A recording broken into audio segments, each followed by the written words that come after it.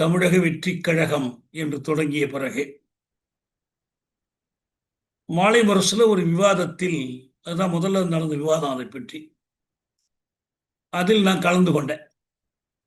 நமக்கு எப்பயுமே கட்சி தொடங்குகிறவர் நடிகரா, பேச்சாளரா, அரசியல் தலைவரா, ஜாதி தலைவரா என்பதையெல்லாம் தாண்டி அவர்கள் எடுக்கக்கூடிய அரசியல் நிலைப்பாடு என்ன, அவங்க கொள்கைகள் என்று சிலவற்றை அறிவிக்கலாம். ஆனா அவங்க நடந்து கொண்டிருக்கிற முக்கியமான ஒரு போராட்டத்தில் எந்த பக்கம் நிற்கிறாங்க, எந்த அளவுக்கு நிற்கிறாங்க, எவ்வளவு உறுதியா நிற்கிறாங்க என்பதுதான் நமக்கு முக்கியமான அளவுகோல். மற்றபடி அவர் ஜெயிப்பாரா ஜெயிக்க மாட்டாரா, அவருக்கு பெரும்பான்மை கிடைக்குமா கிடைக்காதா, அவர் எந்த கூட்டணியில சேருவார், இதுதான் நிறைய தமிழ்நாட்டில் இந்த சமூக ஊடகங்கள்ல விஜய் பற்றி, அவருடைய கட்சி பற்றி அல்லது வேறு கட்சிகளை பற்றி நடக்கிற பெரிய விவாதமா இருக்கு. அவங்க நேசிக்கக்கூடிய ஒரு தலைவருக்கு, அவங்க நேசிக்கக்கூடிய ஒரு கட்சிக்கு இது உதவியா இருக்குமா இருக்காதா என்று பார்க்கிறாங்க. நான் அப்ப என்ன சொன்னேன்னா, தமிழ்நாட்டில் பாஜக எதிர்ப்புக்கு, மோடி எதிர்ப்பு, பார்ப்பன பாசிச பாஜக எதிர்ப்புக்கு ஒரு அரசியல் கட்சி உருவாகுமானால், ஏற்கனவே இந்த எதிர்ப்பு அணியில் இருக்கக்கூடிய கட்சியை விட அது இன்னும் சிறந்த கட்சியாக இருக்குமானால், அது சிறியதோ பெரியதோ வரவேற்கலாம். ஆனால் விஜய் தொடங்கி இருக்கிற கட்சி அப்படி இல்லைன்னு நான் நினைக்கிறேன். அதற்கு அகநிலை காரணங்களை பல பேர் சுட்டி காட்டினாங்க. இவருடைய வருமான வரி பிரச்சனை, அதுல இந்திய அரசுடைய நெருக்கடி, ஒருவேளை ரஜினியை இறக்க முயன்று அது இறக்க முடியாதனால் இவரை இறக்குவதாக இருக்கலாம் என்றெல்லாம் சொன்னாங்க. ஆனால் ஒரு கட்சியினுடைய பணி என்பது, அதனுடைய தாக்கம் என்பது, அது தொடங்கப்படுவதற்கான உள்நோக்கத்தோடு மட்டும் முடிஞ்சிடுறது இல்லை. தாண்டி பல காரணிகள் வேலை செய்யும். இந்த நோக்கத்தை தாண்டி கூட போகலாம். அதுக்கான புறநிலை காரணிகள், வரலாற்று காரணிகள் வந்து அப்படி போகலாம். காங்கிரஸ் கட்சியினுடைய தொடக்கமே அப்படிதான். ஒரு பிரித்தானிய அதிகாரி தொடங்குகிறார், பிரித்தானிய அரசின் ஆசையோடு தொடங்குகிறார். காலனி ஆதிக்கத்திற்கான எதிர்ப்பு சக்திகளை ஒரு வரம்புக்குள் நிறுத்துவதற்கான நோக்கம் அதுக்கு இருந்துச்சு. ஆனா அதே காங்கிரஸ் பிற்காலத்தில் ஹியூமனுடைய காலம் போய், அப்புறம் மிதவாதிகள், தீவிரவாதிகள் எல்லாம் போய், ஒரு சுதேசி இயக்கம் எல்லாம் தோன்றி, அப்புறம் காந்தியினுடைய வருகை, அப்புறம் அன்னைக்கு இருந்த உள்நாட்டு சூழல் அதையே ஒரு சீர்திருத்தவாத விடுதலை இயக்கமாக உருவாவதற்கு காரணமாக இருந்துச்சு. தொடர்புடைய நோக்கத்தோடே அது முடிஞ்சு போறதில்லை. அதனால இப்ப இந்த நோக்கத்தை மட்டும் வைத்து நம்ம முடிவு பண்ண முடியாது. ஆனால் கட்சி தொடங்கி மாநாடு தொடங்குறது தான், மாநாடு நடத்துவது தான் பின்னால. ஆனா அதுக்கு முன்னாலே கட்சி தொடங்கப்பட்டுடுச்சு. மிக குறிப்பாக 2024 தேர்தலுக்கு முன்னாலேயே கட்சி தொடங்கிட்டாங்க. இப்ப 2024 தேர்தலில் மீண்டும் மோடி, வேண்டும் மோடிங்கிற முழக்கம் ஒரு பக்கமும், வேண்டவே வேண்டாம் மோடி வேண்டாம் என்ற முழக்கம் மறுபக்கமும் ஒலிக்கும் போது, அதுதான் மைய சிக்கல். ஒருத்தர் தேர்தலில் பங்கேற்கலாம், பங்கேற்காம இருக்கலாம், போட்டியிடலாம், போட்டியிடாமல் இருக்கலாம். ஆனா நிலைப்பாடு எதில் எடுக்கணும்னா, மோடி வேணும் கூடாது, இதில் எந்த நிலைப்பாடும் விஜய் எடுக்கவில்லை. எனக்கு கிடைத்த தகவல் படி அவர் கூட இருந்து அறிவுரை சொல்லக்கூடியவர்கள் இதில் நீங்க ஒரு அறிக்கையாவது கொடுக்கணும்னு கேட்டாங்க, அவர் மறுத்துட்டார். அதனால அந்த தொடக்கம் சந்தேகத்துக்குரிய தொடக்கமாக அமைந்தது. இப்ப அவர் ஒரு தனியா ஒரு கட்சி, அது இந்த கூட்டணிக்கு போமா அந்த கூட்டணிக்கு போமாங்கிற ஆராய்ச்சி இருக்கு. அவர் நான் எந்த கூட்டணியிலும் இல்லை, அவரையே முதல்வராக முன்னிறுத்துவது, அவர் தனித்து போட்டியிடுவது, அல்லது அவர் தலைமையை ஏற்றுக்கொள்ளுகிற கட்சிகளோடு சேர்ந்து போட்டியிடுவது என்ற நிலைப்பாடு எடுத்திருக்கார். இது நம்ம இன்னும் காலம் இருக்கு தேர்தலுக்கு. எப்படி எப்படி அணிகள் உருவாகுது, மோடியை இறக்குவதற்கு அல்லது மோடியை மீண்டும் வரவிடாமல் தடுப்பதற்கு, அல்லது மோடியே இல்லைன்னா கூட ஒரு 75 வயசாயிடுச்சு, அவரை மாற்றி வேற ஒருத்தரை கொண்டு வந்தா கூட ஒரு பாய்ச அரசுக்கு மாற்றாக நடக்கக்கூடிய போராட்டத்திற்கு வெறும் தேர்தல் களம் என்றில்லை, போராட்ட களங்கள் எப்படி உதவும் என்பதை பார்த்து தான் அதை பற்றி நாம் சொல்ல முடியும். ஆனால் இப்ப அவர் கையில் எடுத்த அந்த சிக்கல் இருக்கு பாருங்க, காவல் மரணங்கள், சரியா சொன்னா காவலர் செய்யும் போலீஸ் படுகொலைகள் 24 இதெல்லாம் சொல்றாரு. இப்ப நம்ம ஒரு கணக்கு 28 கொடுத்தோம் பிரஸ் மீட் வச்சு, இப்ப 31ன்னு சொல்றாங்க. நான் அன்னைக்கு திரிபுவனத்தில் அஜித் வீட்டுக்கு போன போது செய்தியாளர்களிடம் இந்த 31ங்கிற எண்ணிக்கையை நான் சொன்னேன். இது 31வது மரணம்னு சொன்னேன். இது தொடர்பாக எந்த கட்சியாக இருந்தாலும் இதற்கு எதிராக ஒரு நிலைப்பாடு எடுப்பது நல்லது. வேற எந்த சிக்கலையும் இதோடு சேர்த்து கலக்காம காவல் நிலைய மரணங்கள், காவல் நிலைய கொலைகளை எதிர்த்து நிலைப்பாடு எடுப்பதும், அதற்கு ஆதரவாக ஒரு பெரிய அவர் இந்த கட்சி தொடங்கினதுக்கு பிறகு இந்த பரந்தூர் ஒன்று குறிப்பிட்டாரு மகிழன், அதில் கூட ஒரு பெரிய போராட்டம் இல்லை, இந்த மக்களை போய் சந்தித்தது தான்.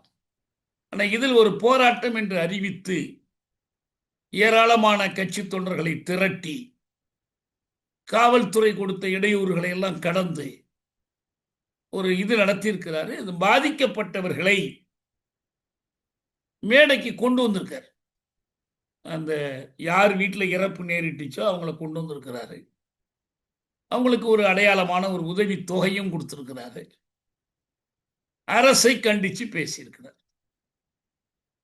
கட்சிகள் இந்த காவல் நிலைய சாவுகளை அன்றாட நிகழ்வுகள் என்று கருதக்கூடிய அந்த அலட்சிய மனநிலை இருக்கு பாருங்க. திமுக ஆட்சியில் நடந்தா ஏன் அதிமுக ஆட்சியில் நடக்கலையான்னு கேட்கறது, அதிமுக ஆட்சியில் நடந்துச்சுன்னா ஏன் திமுக ஆட்சியில் நடக்கலையான்னு கேட்கறது. போலீஸ்னா இப்படிதான் இருக்கும், நிர்வாகம்னா இப்படிதான் இருக்கும். இது வாழ்க்கையின் ஒரு பகுதி என்று எடுத்துக்கொள்ளுகிற அந்த அலட்சிய போக்குகள். இதே நேரத்தில் ஆர் ஆசாவினுடைய ஒரு பேட்டி வந்திருக்கு. எந்த ஆட்சியில் இதெல்லாம் நடக்கல, கொலை நடக்காம இருக்கா, குற்றம் நடக்காம இருக்கா, திருட்டு நடக்காம இருக்கா, அதே போல காவல் நிலைய சாவுகள் எல்லா ஆட்சியிலையும் தான் நடக்குது. அதை வச்சு ஒரு ஆட்சியை குறை சொல்ல முடியுமா? முதல்வர் மன்னிப்பு கேட்டதை அது கேட்ட வரைக்கும் நல்லதுதான், சரி. ஆனால் இந்த ஒருத்தருக்கு தான் கேட்பீங்களா, இது வரைக்கும் எல்லாம் கேட்க மாட்டீங்களா, இன்னும் மிச்ச பேருக்கெல்லாம் கேட்கலையான்னு சொல்லி அவர் ஒரு கேள்வி எழுப்பியிருக்கார். மன்னிப்பு கேட்பது என்று ஒரு சட்ட நடைமுறை இல்லை. இந்த ஒரு காவல் நிலைய கொலைக்கு தீர்வு மன்னிப்பு கேட்பது ஒரு அரசியல், அவ்வளவுதான். மக்கள் மத்தியில் இவர் வருத்தப்படுறார், நியாயப்படுத்தலன்னு காட்டுறதுக்கு தான். நான் விஜய்க்கு இதை பற்றி போதிய தகவல் தெரியுமோ தெரியாதோ, இதற்கு என்ன தீர்வு, அரசிடமிருந்து என்ன தீர்வை வலியுறுத்துகிறார் என்பது வரல. அந்த கட்சி எப்படிப்பட்ட கட்சியாக இருந்தாலும் சரி, அவர் எப்படிப்பட்ட தலைவராக இருந்தாலும் சரி, காவல் நிலைய படுகொலைகளை கண்டித்து போராடுவது நல்லது. இதை நாம் வரவேற்கிறோம். எந்த கட்சியானாலும் சரி, ஏற்கனவே மார்க்சிஸ்ட் கட்சி அந்த ஊர்ல போய் போராடினாங்க, நாம் தமிழர் போராடினாங்க, அதே ஊர்ல போய் வேறு பல கட்சிகள் போராட்டங்கள் நடத்திருக்காங்க. நம்ம கண்டன கூட்டங்கள் நடத்தணும், நம்ம அந்த ஊர்ல போய் செய்தியாளர் பேசணும். எல்லாத்த விட முக்கியமானது என்னன்னா, இந்த அளவில் வரவேற்க வேண்டியதான், அதுல மாற்று கருத்து இல்லை. அதை கேள்விக்குரியதான் கருத வேண்டிய. நாளைக்கு இதனால அவர் அரசியலை ஆதரிக்கிறோம் ஆதரிக்க மாட்டோம், அதெல்லாம் அது வேற காரணிகளை பொறுத்தது. ஆனால் நம்ம கேட்கறது என்னன்னா, இதற்கு என்ன தீர்வை முன்வைத்து அரசிடம் என்ன கோரிக்கை வைக்கிறீங்க? எல்லார்ட்டையும் மன்னிப்பு கேளுங்கிறதா உங்க கோரிக்கையா? எல்லார்ட்டையும் மன்னிப்பு கேட்டா என்ன ஆயிடும்? மன்னிப்பு கேட்டா போன உயிர் வந்துருமான்னு கேட்கறது அபத்தமான கேள்வி. போன உயிர் வந்துராது. மன்னிப்பு கேட்டாலும் வராது, கேட்கலனாலும் வராது. ஆனா அந்த இறப்புக்கு ஒரு அறப்பொறுப்பை அரசு ஏற்றுக்கொள்கிறது என்பதனுடைய அடையாளம் தான் மன்னிப்பு கேட்பது. ஆனா மன்னிப்பு கேட்டது சரியானது, அது கேலிக்குரிய ஒரு செய்தி அல்ல. ஆனா இப்படி எல்லாத்தையும் மன்னிப்பு கேட்கறது தான் தீர்வானா அது இல்லை. நாம் என்ன தீர்வை முன்வைக்கிறோம்னா, ஒன்று, இந்த சம்பவத்தில் சட்டப்படி தெளிவான கடுமையான நடவடிக்கை மேற்கொள்ளப்படணும். 2, எதிர்காலத்தில் இப்படி நடக்காமல் இருப்பதற்கான அமைப்பு சார் ஏற்பாடுகள் செய்யப்படும். Systemic precautions. முதலமைச்சர் உஷாரா இருக்கிறாரு, ஐஜி உஷாரா இருக்கிறாரு, அவர் மன்னிப்பு கேட்டாரு, கட்டளை போட்டார், தலைவர்கள் எல்லாம் கட்சி அதிகாரிகள் எல்லாம் கூட்டி பேசுறார், இதெல்லாம் பத்தவே பத்தாது. அரசின் கொள்கை புலன் விசாரணையின் நிமித்தமோ அல்ல தண்டனையின் பார்ப்பட்டோ யாரையும் அடிக்கக்கூடாது என்றால் அதில் தெளிவா நிக்கணும். எல்லா வழக்குகள்லையும் நிக்கணும். இப்ப இந்த 3-4 வருடங்களுக்குள்ளேயே அரசினுடைய போலீஸ் கொள்கை எப்படியெல்லாம் மாறி இருக்கு என்று பார்த்தீங்கன்னா, முதல்ல அடிக்கிறது அதிமுக ஆட்சியிலும் சரி திமுக ஆட்சியிலும் சரி போலீஸ்னா அடிக்கத்தான் செய்யுங்கிற மாதிரி நியாயப்படுத்தினார்கள். அண்மையில் உயர் போலீஸ் அதிகாரிகளுடைய ஒரு கூட்டம் நடந்துச்சு.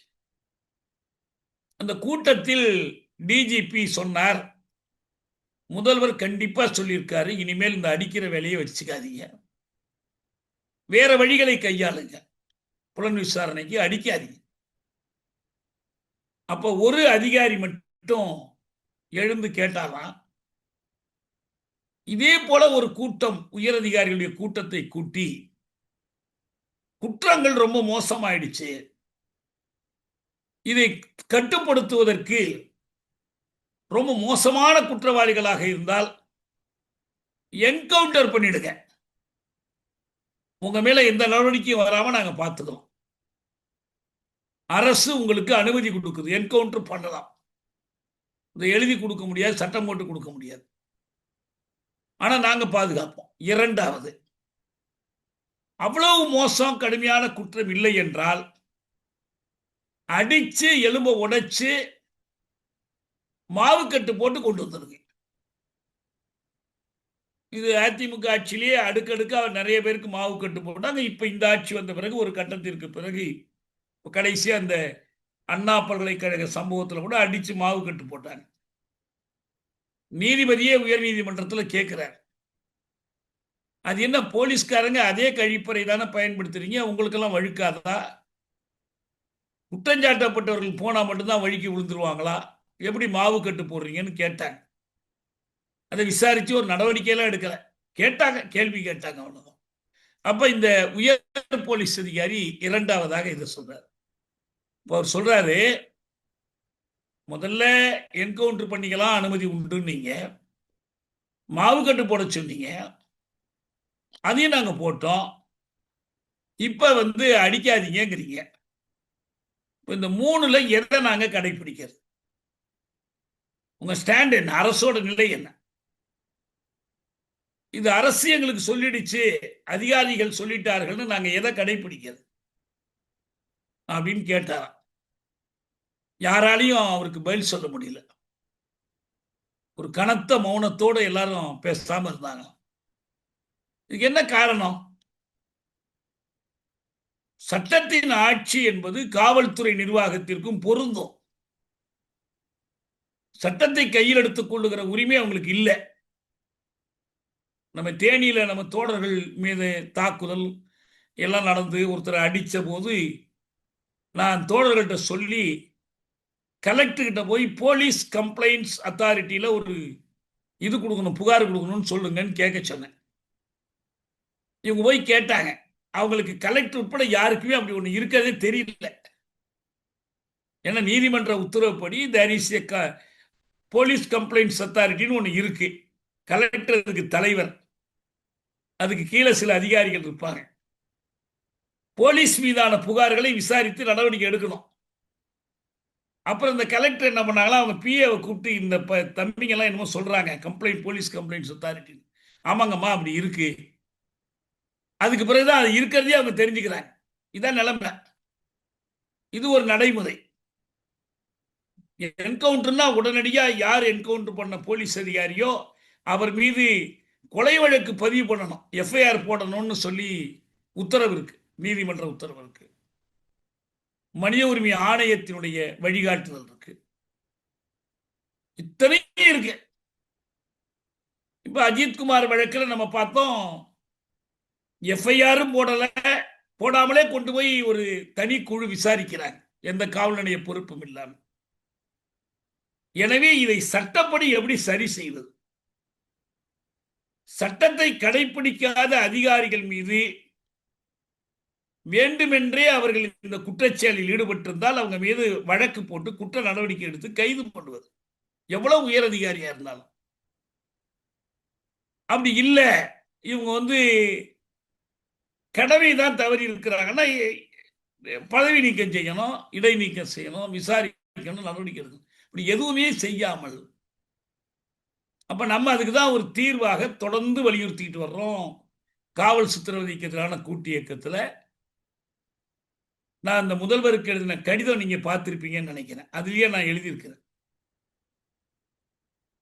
காவல் சித்திரவதைக்கு எதிரான ஒரு சிறப்பு சட்டம் இயற்ற வேண்டும். அந்த சட்டத்துக்குள்ள எப்படி SC ST prevention of atrocities act மாதிரி இந்த சட்டமும் இயங்கணும். சாட்சிகளுக்கு பாதுகாப்பு, பாதிக்கப்பட்டவர்களுக்கு இழப்பீடு, காவல்துறை அதிகாரிகள் மீது நடவடிக்கை, நடவடிக்கை எடுக்க தவறுகிற காவல்துறை அதிகாரிகள் மீது நடவடிக்கை, இதெல்லாம் எஸ்சி எஸ்டி ஆக்ட்ல இருக்கு. அதே போன்ற ஒரு சிறப்பு சட்டம் இயற்றணும். இப்ப ஆணவ கொலைகளுக்கு எதிரான சிறப்பு சட்டம் கேட்கிற மாதிரி இதுக்கு ஒரு சிறப்பு சட்டம் கேட்கிறோம். இந்த கோரிக்கையை நம்ம இவ்வளவு பரவலா வச்சிருக்கிறோம். நம்ம பொது நிகழ்ச்சிகளில் வெளிப்படுத்துறோம், முதல்வருக்கே எழுதியிருக்கிறோம், எதிர்கட்சி தலைவர்களுக்கெல்லாம் அனுப்பியிருக்கிறோம், ஊடகங்களில் அறிக்கை கொடுத்துருக்கோம். ஆனா இதை பத்திலாம் விஜயோ மற்றவங்களும் பேச கிடையாது. இது ஒரு பக்கம். இன்னொரு பக்கம் ஆராசா என்ன சொல்றாரு, இதெல்லாம் சகஜம், இது ஒரு குறைன்னு சொல்லாதீங்க. அதிமுக அப்ப அதிமுக ஆட்சி எங்களுடைய ஆட்சி, இதுல ஒரே கொள்கையுடையவை நீங்க அறிவிச்சிருங்க.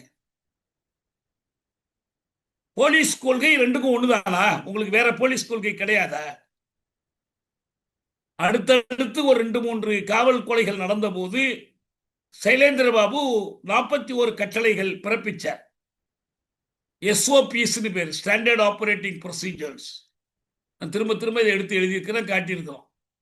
2வது கட்டளையே என்னன்னா ஸ்பெஷல் ஸ்குவாட்ஸ் கண்காணிக்கப்படணுங்கிறது தான். அந்த தனிக்குழு தான் இந்த கொலையை பண்ணிருக்கு. இப்ப அப்பயே கலைக்க வேண்டியதானே? இவ்வளவு காலம் கழிச்சு இப்பதானே கலைக்கணும்? பல கேள்விகள் இருக்கு. நான் மீண்டும் சொல்றேன், கல்வித்துறைன்னு ஒண்ணு இருந்தா அதுல ஒரு கல்வி கொள்கை வேணும். வருவாய்த்துறைனா வருவாய்த்துறைக்கான கொள்கை வேணும். நிதித்துறைனா நிதித்துறைக்கான கொள்கை வேணும். தமிழக அரசுக்கு காவல்துறை, சிறைத்துறை அதிகாரம் இருக்கு. தமிழக அரசுடைய காவல்துறை கொள்கை என்ன? அடிச்சு செத்து போயிட்டா முதல்வர் மன்னிப்பு கேட்கணும்னு ஒரு கொள்கை இருக்கா என்ன? அல்ல இத்தனை லட்சம் இழப்பீடு கொடுத்துட்டு போகணும் அப்படின்னு இருக்கா என்ன? இல்ல. நான் முதல்வருக்கு எழுதின கடிதத்தில் எழுதியிருக்கேன், சைலேந்திர பாபுவினுடைய அந்த கட்டளைகள் தான் இந்த அரசின் கொள்கை என்றால் அந்த கொள்கையை சொல்லுங்க, கடைபிடிக்க. கடைபிடிக்காத அதிகாரி மீது நடவடிக்கை எடுங்க, எல்லா காவல் நிலையத்துக்கும் அனுப்புனீங்க. சிசிடிவி பொருத்த வேண்டும் என்று உச்ச நீதிமன்றத்தில் போய் தீர்ப்பு வாங்கிட்டு வந்தோம். ஒண்ணு சிசிடிவியே பொருத்துறது இல்லை, இருந்துச்சுன்னா சம்பவம் நடந்த உடனே அது ரிப்பேர் ஆயிடுது. அதிமுக ஆட்சியில இதுல பென்னிக்ஸ் ஜெயராஜ் கொல்லப்பட்ட போது அந்த சிசிடிவி எல்லாம் சாத்தாங்குளத்துல வேலை செய்யல. இங்க என்ன, சிசிடிவி வேலை செய்யுது, ஆனால் சிசிடிவியை பூரா ஒரு போலீஸ் அதிகாரி எல்லாத்தையும் பிடுங்கி எடுத்துட்டு போயிட்டார். என்ன பண்ணீங்க? அவர் அந்த கொலைக்கு உடந்தைன்னு அர்த்தம் தானே.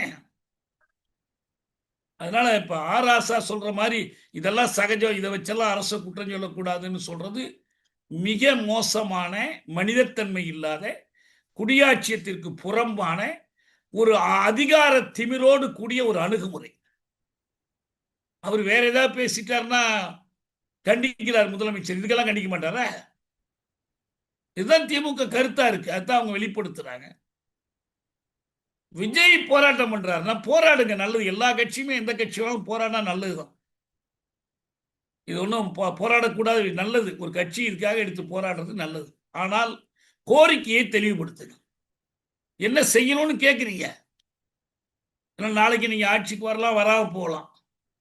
வந்தால் செய்யணுங்கிற கவலை வேணும்ல.